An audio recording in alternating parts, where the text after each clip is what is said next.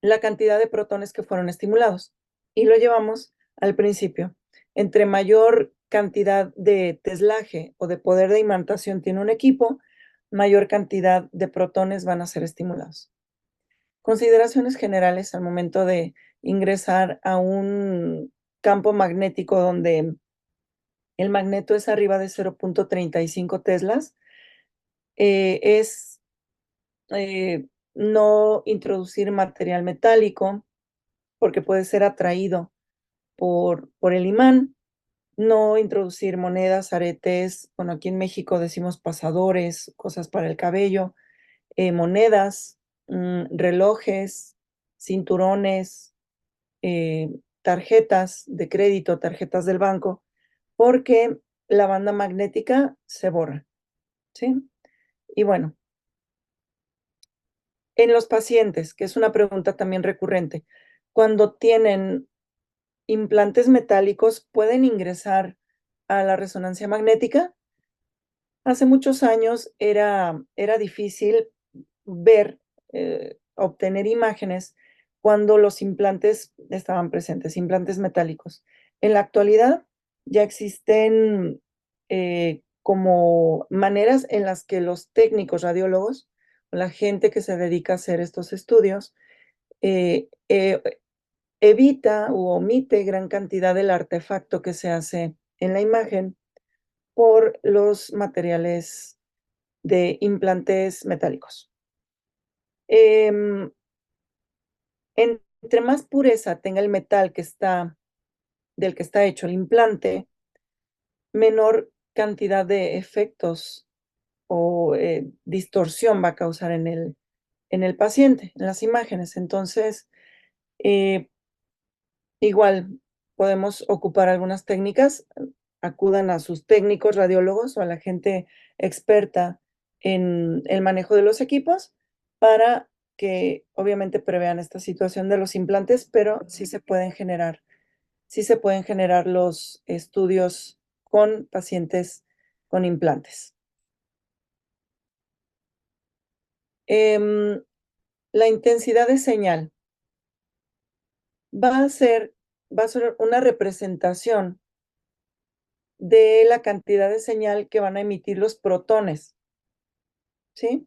Y bueno, también esto tiene que ver con el medio ambiente en el cual están inmersos. Todo tiene que ver con la capacidad de relajarse de de esta estimulación de la radiofrecuencia. Los protones que están dentro del líquido como el líquido cefalorraquídeo, de orina o de líquido un poco más puro, se van a relajar, van a tardar un poco más en relajarse que los protones que están, por ejemplo, inmersos en el tejido blando en general, en los músculos o en la grasa. Cada tejido tiene un medio ambiente distinto, por lo que los tiempos de relajación van a ser distintos en los distintos tejidos.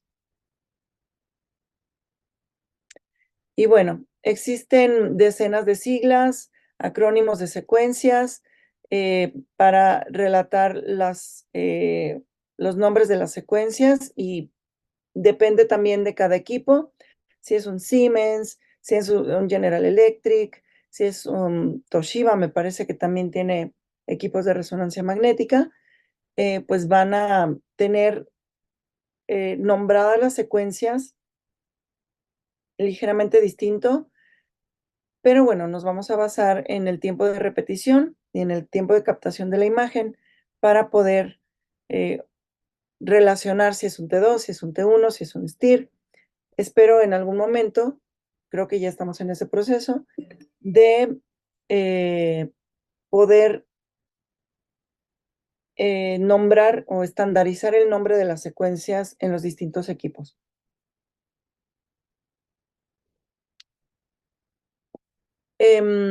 Bueno, tenemos que el T1 es muy bueno para observar las diferencias anatómicas. ¿A qué me refiero? los límites anatómicos se van a ver preciosos en el T1. Si ustedes recuerdan y si ya hacen resonancia, cuando tenemos un T2, de hecho, me voy a pasar un poquito para el T2, es el mismo córtex, es la columna cervical. Vemos parte del líquido cefalorraquídeo, ¿sí? Rodeando la médula espinal. Y este líquido se puede confundir un poco con edema, si es que tenemos edema en el tejido nervioso. Entonces, aquí vemos un corte sagital o longitudinal en una secuencia en T1 y observamos una gran protrusión, ¿verdad? Entre C5, C6 y vemos, por ejemplo, en un T2, donde no se observa adecuadamente esa protrusión, porque hay cierta contaminación de la imagen con el edema del tejido nervioso y el líquido cefalorraquídeo. ¿Sí? Entonces, bueno, también en el T1, tanto en el T1 como en el T2, vamos a ver la grasa hiperintensa. Esto es muy brillante. De hecho, en el T1 se va a ver más brillante, más hiperintensa que en el T2. ¿Sí? Aquí tenemos T1. Y recuérdenlo, vamos a ver la delimitación anatómica súper bien. En el T2 tenemos que, como se ven los líquidos, muy bien, los procesos de edema, infección, o bueno, el edema causado por infección, el aumento de irrigación, se va a poder observar súper bien con esta secuencia. Bueno, el aumento de irrigación que causa un edema. El aumento de presión en algún sitio que cause edema. ¿Ok? Tenemos la secuencia FLAIR, que es una prima del T2, solo que en esta secuencia se suprime la señal de los líquidos puros. Es decir, lo vamos a ver como un T2 habitual, solo que el líquido cefalorraquídeo, hablando del tejido nervioso o tanto de cráneo como de columna, que FLAIR en específico se aplica solo para cráneo. Bueno, lo aplicamos más para cráneo. El líquido cefalorraquídeo se va a ver oscuro. Sí, me voy a salir un poquito del modo presentación para mostrarles aquí. Podemos observar parte de los ventrículos laterales. Este es el tercer ventrículo. Este es un corte un poco alineado diagonal. Y vemos el edema en el cerebelo. ¿Sí? Este paciente tiene una cerebelitis. Y bueno, el FLAIR es, digamos, la herramienta de oro. Dentro de la herramienta de oro, que es la resonancia magnética, el FLAIR en específico se utiliza para detectar zonas de edema en el tejido nervioso. Tenemos la secuencia STIR, que es la que se utiliza, yo siempre lo he relacionado así, se utiliza como compensando la función del FLAIR, pero en la médula espinal, en la columna. Esta secuencia STIR es excelente para evidenciar procesos edematosos o hematomas, porque se suprime la señal de la grasa. Bueno, no es un supresor verdadero, sino disminuye la intensidad de señal de la grasa, lo que permite ver adecuadamente la extensión del líquido cefalorraquídeo, la hidratación de los discos intervertebrales y sin que nos confundamos con la grasa epidural, por ejemplo, que es el uso en columna de la secuencia STIR. En este caso tenemos a un paciente con una fractura por compresión en T13. Este paciente se cayó del techo de una casa, muy común aquí en México. Em, Cayó y bueno, pues por el golpe se hizo pomada la vértebra. Obviamente Estos fragmentos óseos están fuera de alineación y está causando una desalineación también de la columna. La médula espinal no está totalmente seccionada, sin embargo está muy comprimida, y esta lesión que vemos ligeramente caudal al sitio de desalineación de la columna, ¿qué es esto? Es un hematoma, ¿sí? Esto es un hematoma, está muy realzado la intensidad de señal, y también lo relacionamos por el tiempo de evolución. Tenemos la secuencia densidad protónica, que esta secuencia es la que más se utiliza, por ejemplo, para, para sistema musculoesquelético, para ver articulaciones, porque en hueso muestra perfectamente las zonas de edema o inflamación ósea.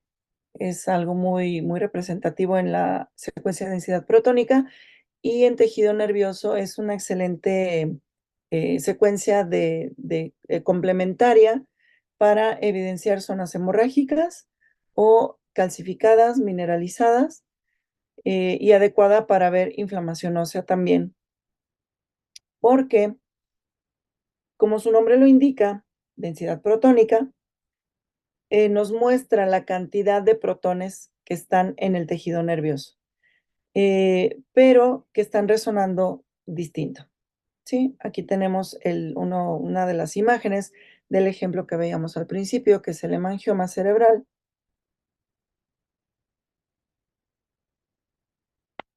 y cómo causa efecto masa, cómo es que contrasta demasiado con el tejido nervioso, porque el tejido nervioso tiene una hidratación distinta, ¿verdad? Mucho mayor hidratación, y por eso muestra mucha mayor intensidad de señal que el tumor. En columna podemos utilizar una secuencia que se llama efecto mielográfico, y este efecto mielográfico eh, nos ayuda a determinar la continuidad del líquido cefalorraquídeo en el espacio subaracnoideo.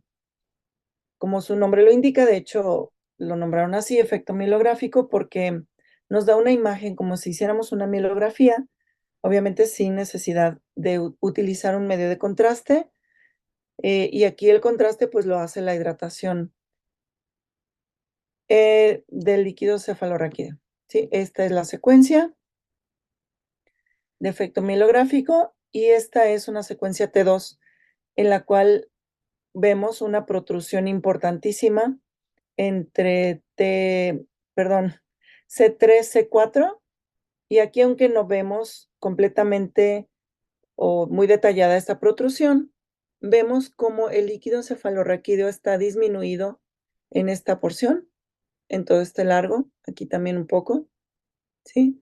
Lo que indica que, bueno, la médula está siendo desplazada, está reducido el paso en esa zona por el efecto masa, pero en lesiones, por ejemplo, intramedulares, en las cuales no tenemos como un efecto de desplazamiento de la médula espinal, pero sí tenemos una inflamación o un aumento de volumen como tal de la médula espinal.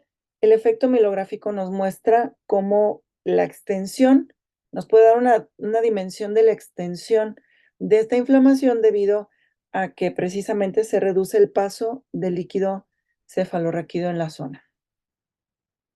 Si tienen dudas, váyanlas anotando, porque nos vamos a seguir y ahorita las contestamos.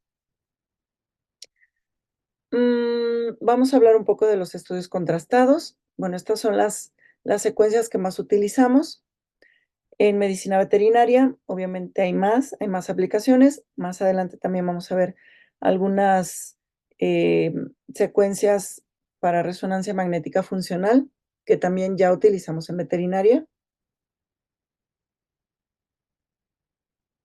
Pero bueno, hasta aquí llegamos con las secuencias. Vamos a hablar un poquito de la aplicación de estas secuencias. El medio de contraste. El medio de contraste se indica siempre que se pretenda descartar proceso infeccioso o neoplásico, aunque preferimos hacerlos contrastados ya de manera generalizada. La canalización, o sea, el colocar catéter endovenoso para poder obviamente estar hidratando al paciente durante el procedimiento anestésico o estar administrando la anestesia fija. Se requiere un calibre amplio debido a que necesitamos un calibre amplio para el tiempo de administración del medio de contraste. En resonancia magnética consideramos un efecto o un llenado de, del medio de contraste durante 10 minutos. Es decir, administramos el medio de contraste y sin problema podemos hacer 2, 3, 4 secuencias postcontrastadas, que sabemos que las secuencias contrastadas o después de la administración de medio de contraste son secuencias en T1, potenciadas en T1. Entonces, sin problema podemos alcanzar durante 10 o un poquito más de minutos el medio de contraste en los tejidos. El elemento que utilizamos para el medio de contraste, para hacer un efecto contrastador, es el gadolinio, que es considerado una sustancia paramagnética.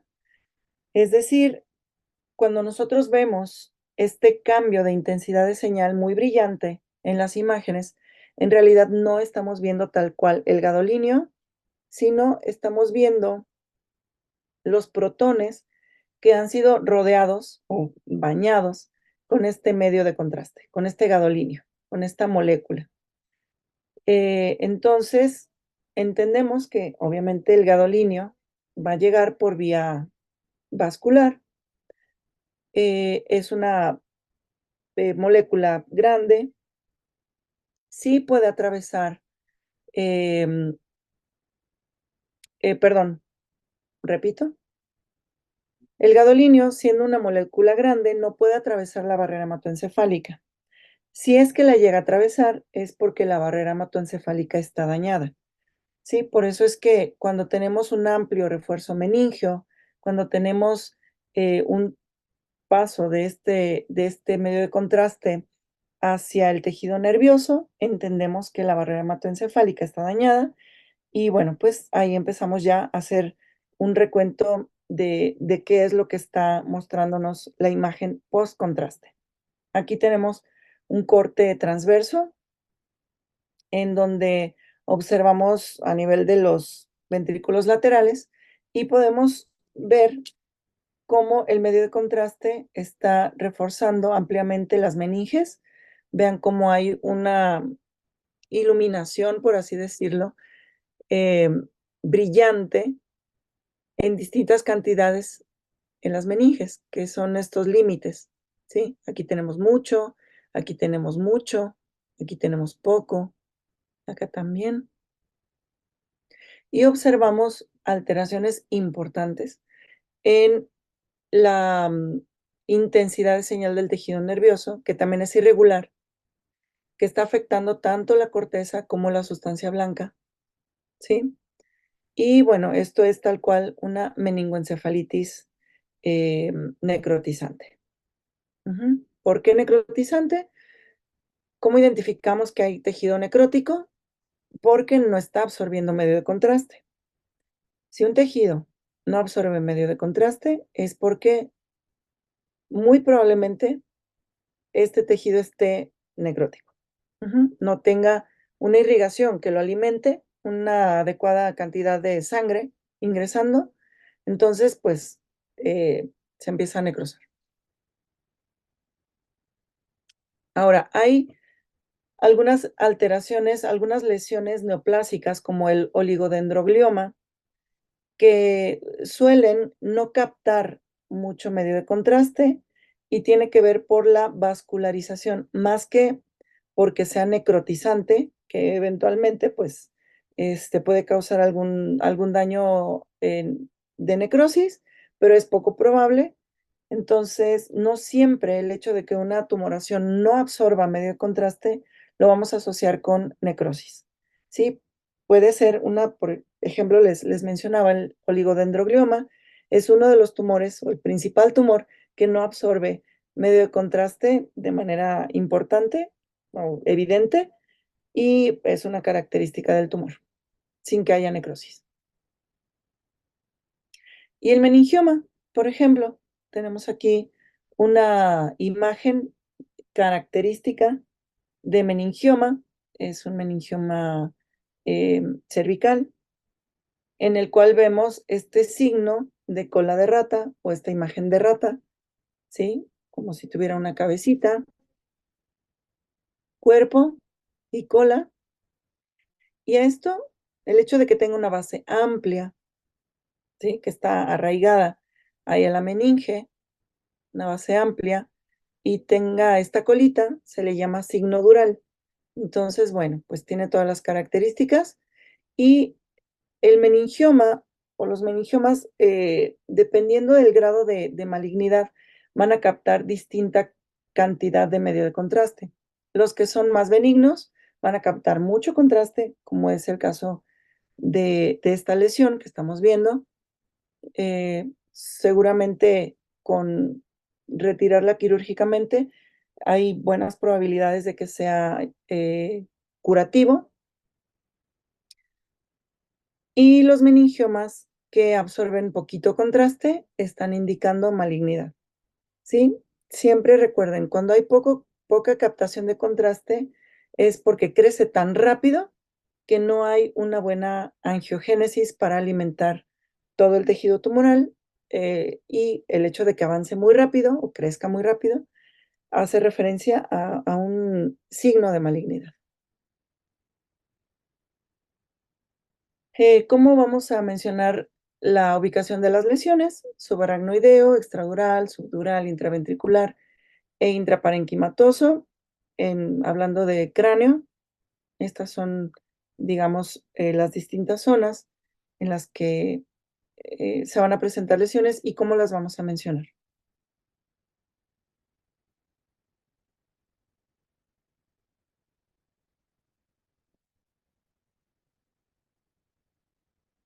Y en columna lo vamos a mencionar como lesiones intramedulares, extramedulares, intradurales y extradurales. ¿Sí? Ahí tenemos los ejemplos.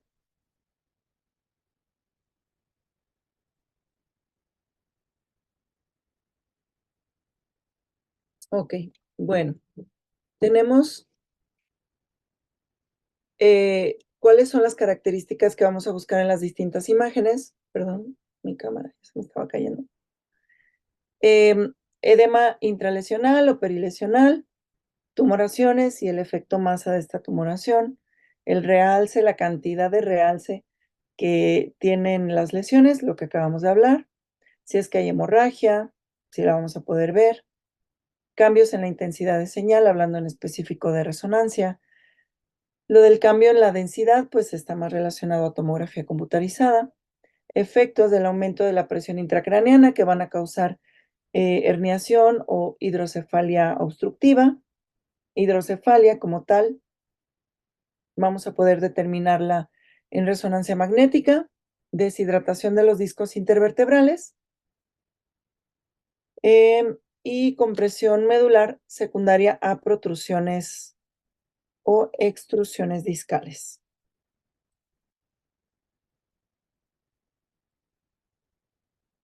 ¿Qué puede causar un efecto masa? Una tumoración.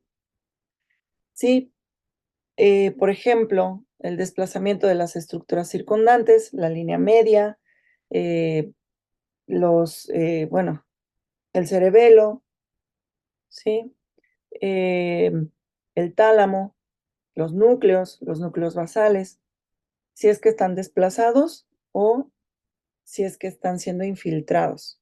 Si están siendo infiltrados, algunas lesiones, por ejemplo, algunas tumoraciones, se van infiltrando en el tejido sano y no causan un efecto masa importante. Pero hay otras alteraciones, como los meningiomas o las lesiones extradurales, o las hidrocefalias, que causan un desplazamiento del tejido sano y pueden causar obstrucciones o pueden causar herniaciones cerebrales. También pérdida de definición de los giros y cisuras cerebrales es un signo de aumento de presión intracraneana, y si hay una lesión ocupante de espacio, claro que lo vamos a relacionar a un efecto masa. La obstrucción ventricular, que puede causar una hidrocefalia por obstrucción, y la herniación cerebelar, que ya les había mencionado.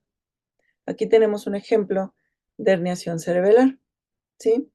Notan cómo estaba desplazado, cómo está desplazado hacia el agujero magno este cerebelo.